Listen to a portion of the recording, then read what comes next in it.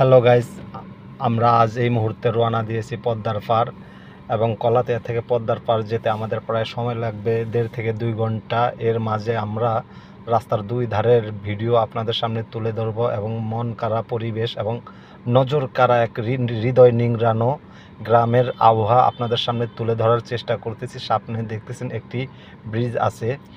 বন্ধুরা, এই ব্রিজটির নাম হচ্ছে কেরানীগঞ্জের ঐতিহ্যবাহী একটি ব্রিজ, যেটার নাম হচ্ছে তুলসীখালী। যদিও এই ব্রিজটি প্রায় কয়েকটা থানা মিলে পড়ে গিয়েছে, তাই আমরা যেহেতু একটার নাম জানি, কেরানীগঞ্জে পড়েছে, তুলসীখালী ব্রিজ বলা হয় এটা।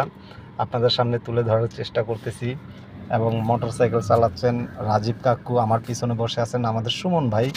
আমাদের আরও 3টা গাড়ি সামনে এবং পিছনে চলে গিয়েছে। একটি গাড়ি হয়তো পিছনে আর 2টো গাড়ি সামনে আছে। আমরা যেতে যেতে বাংলার যে অপরূপ সৌন্দর্য, এটা আপনাদের সামনে তুলে ধরার চেষ্টা করতেছি। আপনাদের মাঝে ভিডিওটি কেমন লেগেছে অবশ্যই, যদি ভালো লেগে থাকে লাইক কমেন্ট শেয়ার করে জানিয়ে দেবেন। এবং আপনারা যদি পদ্মার পার যান, আপনাদেরকে এই রোডটা পাড়ি দিতেই হবে।